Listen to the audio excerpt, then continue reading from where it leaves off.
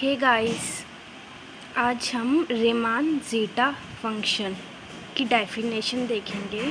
तो देखिए, Riemann zeta function is defined by कि रीमान जीटा फंक्शन क्या होता है, इसे कैसे डिफ़ाइन किया जा सकता है। डिफाइंड बाय जीटा, ये जीटा का सिंबल है। Zeta of z is equal to summation n is equal to 1 to infinity 1/n z. तो जीटा फंक्शन की वैल्यू क्या होती है या जीटा फंक्शन कैसे डिफाइन किया जाता है। Summation over n is equal to 1 to infinity 1/n raise to the power Z. So इस फंक्शन को क्या कहते हैं, Riemann zeta function, where Z क्या है, हमारा कॉम्प्लेक्स नंबर होता है and real part of Z की वैल्यू क्या होती है, greater than 1। Thank you. Hey guys, आज हम कॉम्प्लेक्स एनालिसिस के सेकंड सेक्शन की फर्स्ट थ्योरम देखेंगे। सो फर्स्ट सेक्शन का फर्स्ट टॉपिक क्या है, रीमान जीटा फंक्शन। सो हमने अपनी लास्ट वीडियो में इस फंक्शन की डेफिनेशन देखी थी कि ये फंक्शन कैसे डिफाइन होता है। सो ये फंक्शन किसके इक्वल होता है, zeta of z is equal to summation n is equal to 1 to infinity 1/n raise to the power z. Where Z क्या होता है, कॉम्प्लेक्स नंबर होता है और जेड का जो रियल पार्ट होता है वो क्या होता है, ग्रेटर देन 1। सो स्टेटमेंट देखते हैं। Prove that Riemann zeta function is defined by zeta of z is equal to summation n is equal to 1 to infinity 1/n raise to the power z where real part of z is greater than 1, converges for real part of z greater than 1 and converges uniformly if real part of z greater than equal to 1 plus epsilon, where epsilon कैसा है, positive number है, greater than 0 है, arbitrary small and very small number है and also.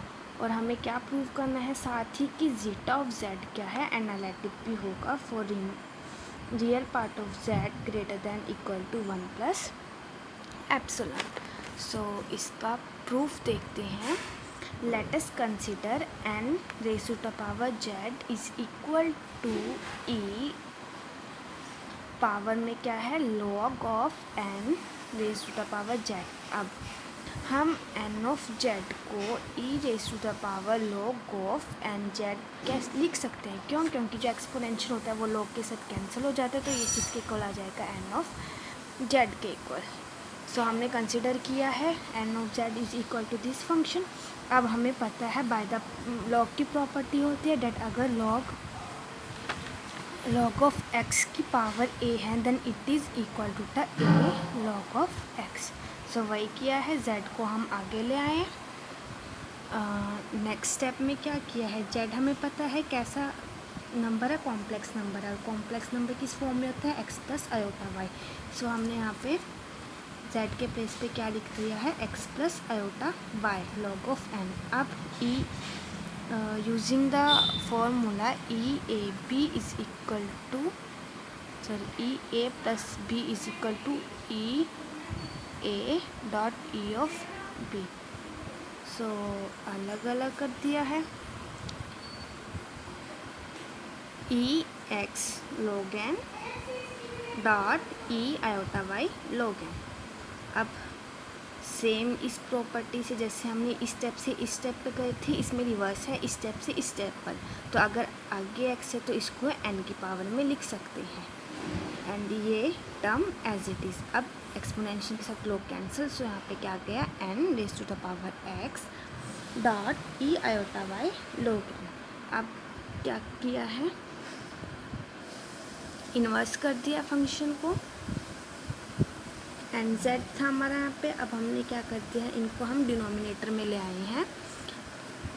Now next step में taking mod on both side mod लिया है and this is equal to 1 to the power nx। कैसे, क्योंकि हमें पता है mod of e iota theta, where theta कुछ भी हो सकता है, ये किसके इक्वल होता है, 1 के इक्वल होता है।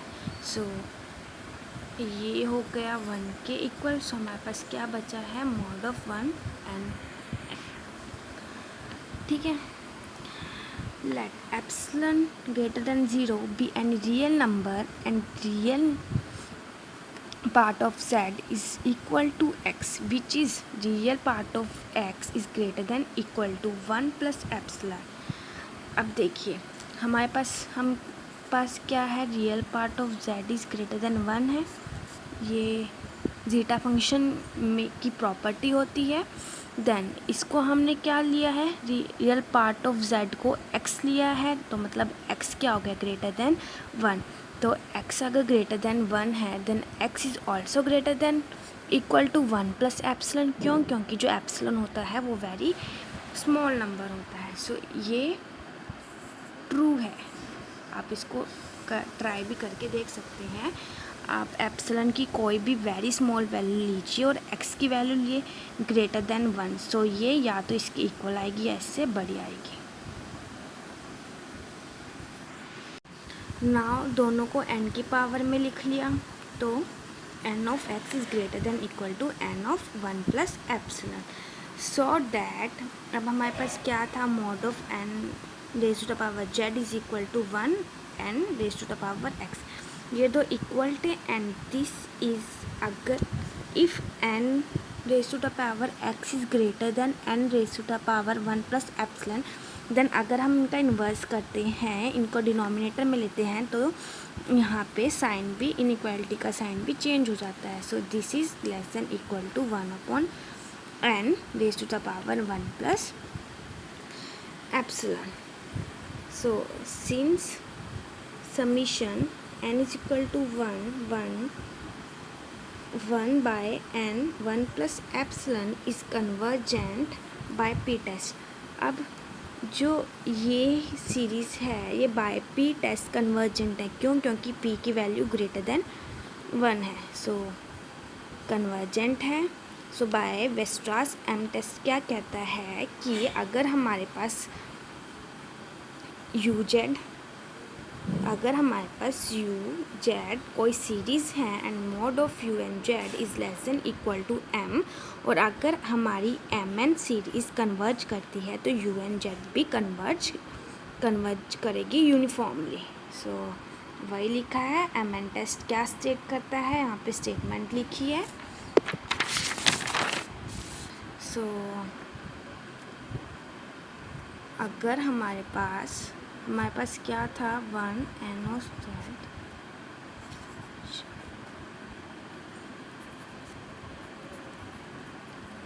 सो अगर हमारी ये सीरीज़ कन्वर्ज करती है तो ये भी कन्वर्ज करेगी uniformly by m n test. Therefore and complex में एक रिज़ल्ट होता है कि अगर कोई सीरीज़ या कोई फंक्शन इन कॉम्प्लेक्स के अंदर यूनिफॉर्मली कन्वर्जेंट करता है तो वो एनालिटिक भी होता है। सो बाय दिस रिज़ल्ट हमारा ये function which is equal to this series is also analytic, and हमने यही प्रूव करना था। So hence prove. Thank you.